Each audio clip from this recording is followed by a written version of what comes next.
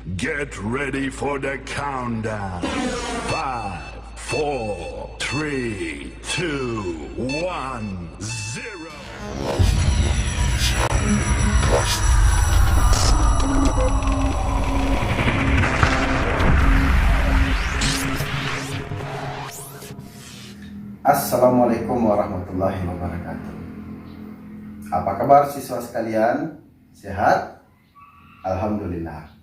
Di masa pandemi ini, kita memang harus benar-benar menjaga kesehatan agar kita senantiasa sehat dan juga bisa belajar dengan baik agar kedepannya kita semua bisa menjadi orang yang sukses tentunya. Baiklah, pada kesempatan kali ini Bapak akan menyampaikan materi pelajaran kita beriman kepada kitab-kitab Allah. Namun sebelum kita memulai, sudah baiknya kita mengawali dengan bersama-sama berdoa kepada Allah Subhanahu wa taala. Berdoa, kita mulai. A'udzu billahi minasyaitonir rajim. Bismillahirrahmanirrahim. Raditu billahi rabbah wa bil islami dinah wa bi Muhammadin nabiyyan wa rasulah. Rabbi zidni ilma warzuqni fahma, amin ya rabbal alamin. Materi kita hari ini adalah bab beriman kepada kitab-kitab Allah Subhanahu wa taala. Kita mempelajari bab ini dengan tujuan melalui model pembelajaran Discovery Learning diharapkan peserta didik mampu menganalisis makna iman kepada kitab-kitab Allah dan dapat mengidentifikasi ciri-ciri orang beriman kepada kitab-kitab Allah Subhanahu wa taala dengan baik dan benar.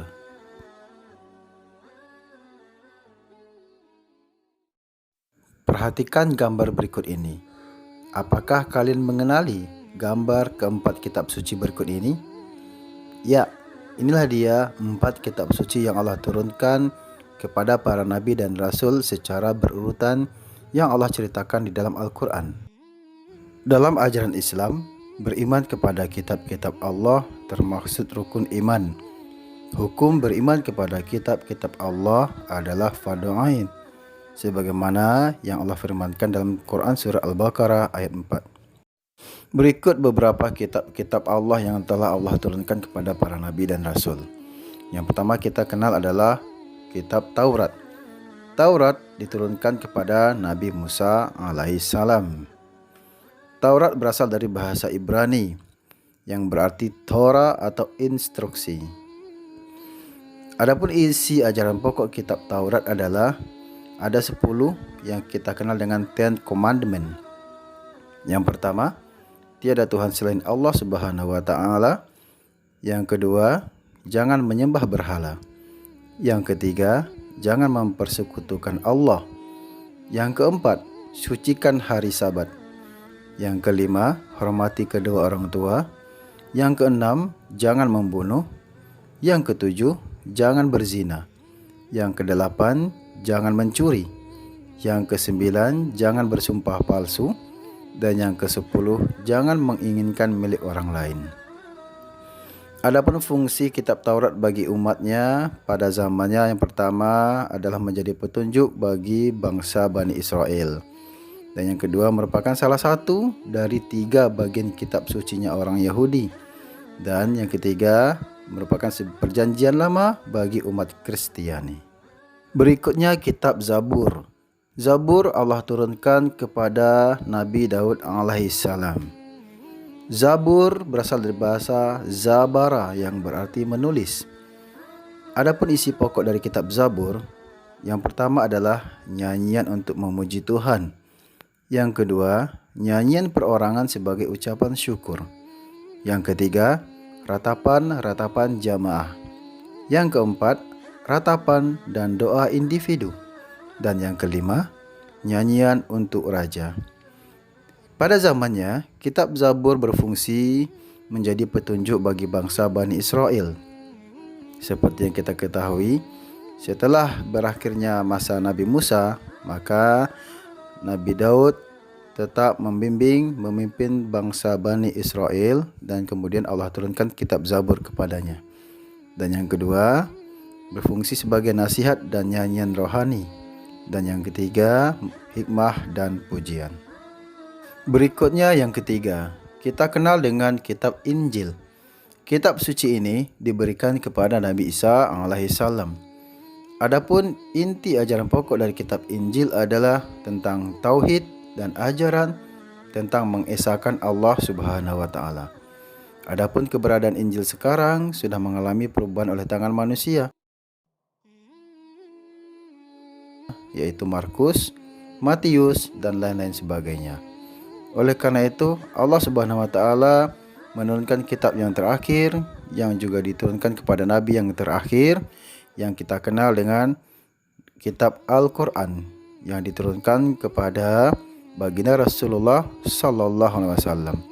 Kitab Al-Qur'an adalah kitab yang menghimpun kitab-kitab sebelumnya dan kemudian menyempurnakan dan juga melengkapi isi dari kitab-kitab sebelumnya, sehingga isi dari kitab Al-Quran sudah lengkap dan universal sampai akhir zaman. Selain keempat kitab-kitab itu, Allah juga pernah menurunkan sahifah-sahifah atau lembaran-lembaran yang berupa firman Allah yang Allah turunkan kepada Nabi Ibrahim alaihissalam dan juga kepada Nabi Musa alaihissalam. Berikut perbandingan keempat kitab-kitab suci Allah Subhanahu wa taala yang pernah Allah turunkan kepada para nabi dan rasul yang bisa Anda baca dan Anda pahami.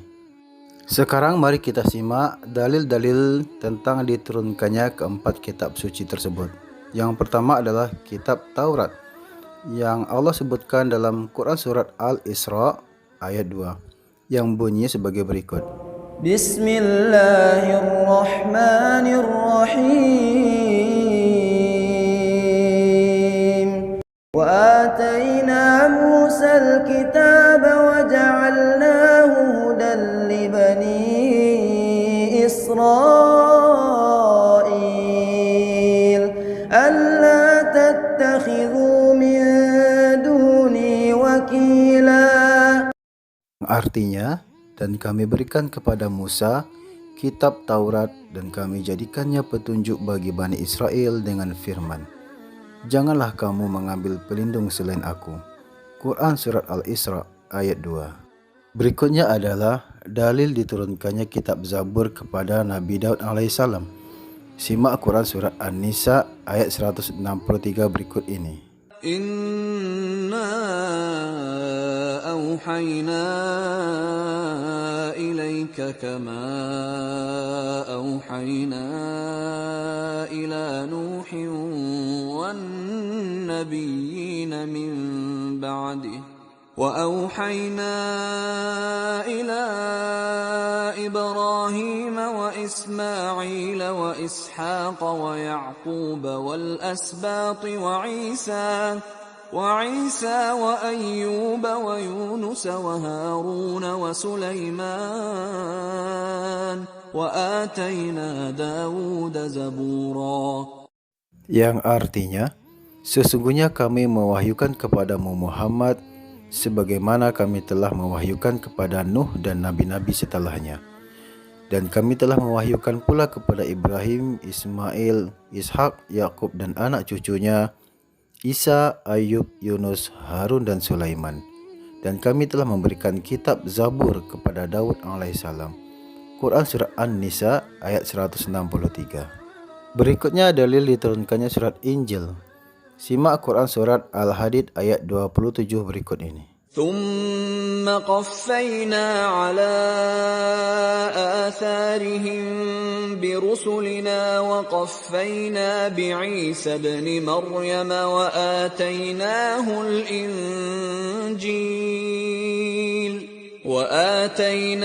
الإنجيل وجعلنا في قلوب الذين اتبعوه رأفة ورحمة ورهبانية ابتدعوها. Yang artinya, kemudian kami susulkan rasul-rasul kami mengikuti jejak mereka, dan kami susulkan pula Isa putra Maryam, dan kami berikan Injil kepadanya, dan kami jadikan rasa santun dan kasih sayang dalam hati orang-orang yang mengikutinya. Quran Surat Al-Hadid ayat 27. Siswa dan siswi sekalian, setelah kita mengenal kitab-kitab suci beserta dalilnya, sekarang mari kita mengenal sikap dan perilaku orang-orang yang beriman kepada kitab-kitab Allah Subhanahu wa taala.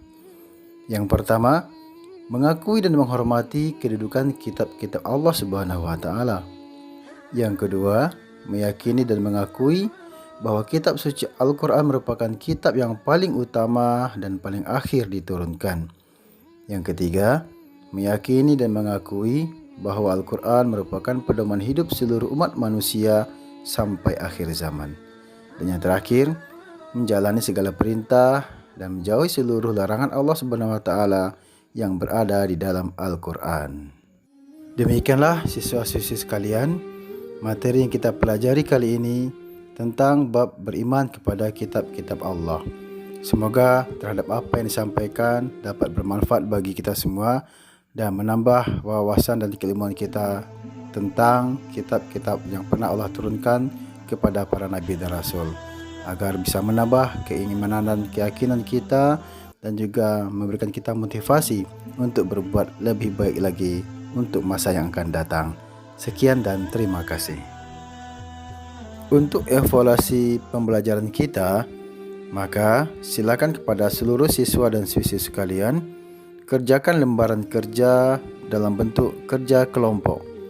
Kumpulkan dalam format PDF dan dikirimkan hasil jawabannya lewat email zulfarman83@gmail.com.